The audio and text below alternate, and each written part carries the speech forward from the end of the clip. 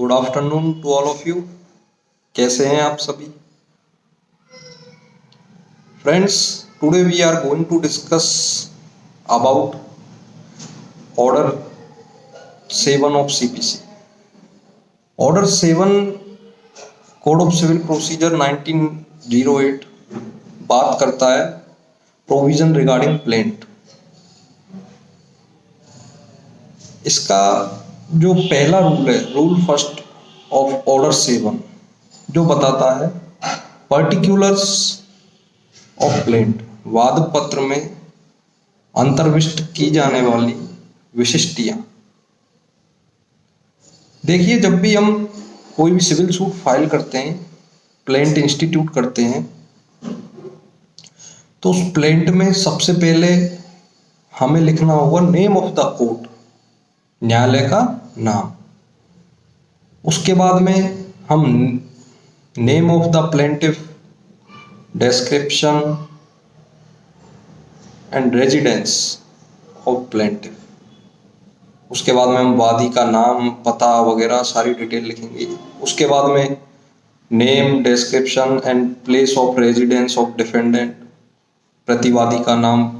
देखते हैं ना जनरली हम कि कोर्ट के नेम के बाद में प्रिसाइडिंग ऑफिसर का नाम, उसके बाद में पार्टीज का नाम। फिर इसके बाद में अगर ऐसा प्लेंटिफ अनसाउंड माइंड है, person of unsound mind, minor person है, ऐसा प्लेंट माइनर द्वारा इंस्टीट्यूट किया जा रहा है, तो a statement to that effect. Generally इसके बारे में हम बात करेंगे आगे। ऑर्डर 32 है ये, सूट बाई माइनर और पर्सन ऑफ अनसाउंड माइंड। फिर इसके बाद में हम देखेंगे, उसमें मेंशन करेंगे हमारी प्लेंट में, वाद पत्र में, statement regarding cause of action and when it arose, वाद हेतु और कब यह पैदा हुआ। फिर इसके बाद में हम मेंशन करेंगे jurisdiction, the court has jurisdiction.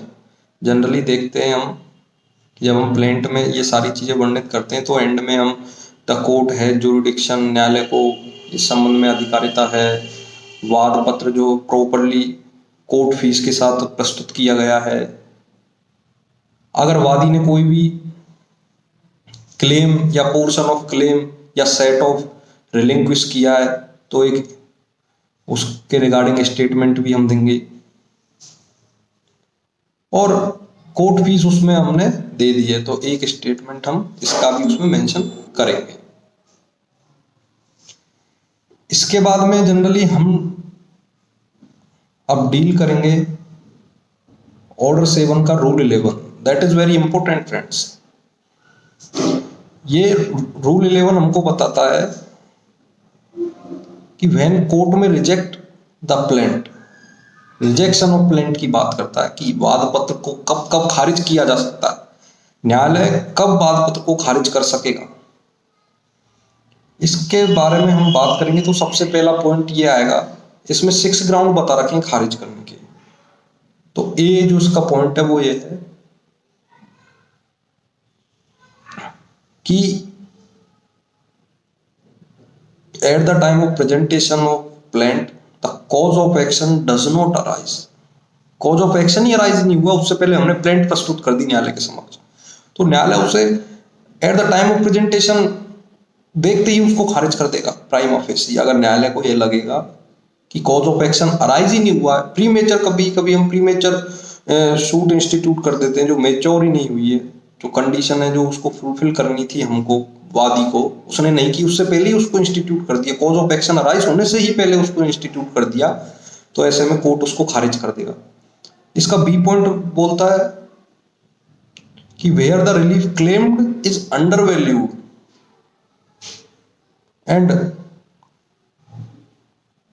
Court ने हमें प्लेंटिफ को टाइम दे दिया कि आप इतने समय में विद इन दिस टाइम, ये प्रेस्क्राइब टाइम जो कोर्ट ने दिया है उसमें इसको फाइल कर दो प्रॉपरली वैल्यू के साथ। जहां मतलब कहने का मतलब जहां दावाकृत अनुतोष है वो ठीक तरह से उसका मूल्यांकन नहीं किया तो कोर्ट उसको खारिज कर देगा।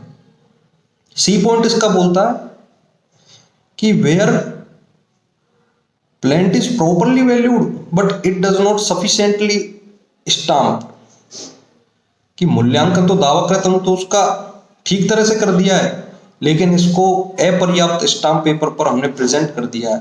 And after giving time by the court to correct it, court ने इसको करेक्ट करने के लिए प्लेंटिफ को पर्याप्त टाइम दिया, लेकिन प्लेंटिफ उसे उस गिवन टाइम में फाइल करने में फेल हो गया, तो भी न्यायालय उसको खारिज कर देगा। फिर इसके बाद में डी पॉइंट बोलता है where a suit appears from the statement in the plaint to be barred by any law, जहां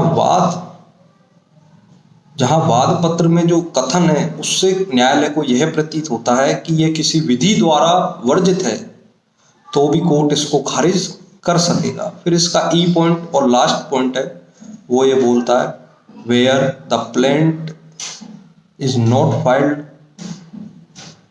under the compliance of rule 9 of order 7, जहां नियम 9 आदेश 7 के नियम 9 के तहत ये फाइल नहीं की गई है। अब रूल 9 बोलता है ऑर्डर 7 का कि procedure on admitting of plaint, कि कोर्ट क्या प्रोसीजर करेगा प्लेंट को एडमिट करते समय, जब अगर तो ये बोलता है कि कोर्ट ऑर्डर करेगा प्लेंटिफ को कि इतनी कॉपियां आप वाद पत्र की जितने प्रतिवादी हैं उनको सप्लाई करो, एंड ऑल्सो रिक्विजाइट फी भी उसकी पे करो। रिक्विजाइट फी के साथ कहने का मतलब जितने प्रतिवादी हैं उतनी ही प्लेंट की कॉपियां आप उनको भेजो। अगर हमने रूल 9 की कंप्लायंस नहीं की तो भी कोर्ट उसको रिजेक्ट करेगा। और एक और ग्राउंड इसमें था where the plaint is not filed in duplicate, जहां वाद पत्र 2 प्रतियों में फाइल नहीं किया है तो भी प्लेंट को न्यायालय खारिज कर देगा। तो ये था all about particulars of plaint and when court में reject the plaint. Thank you so much.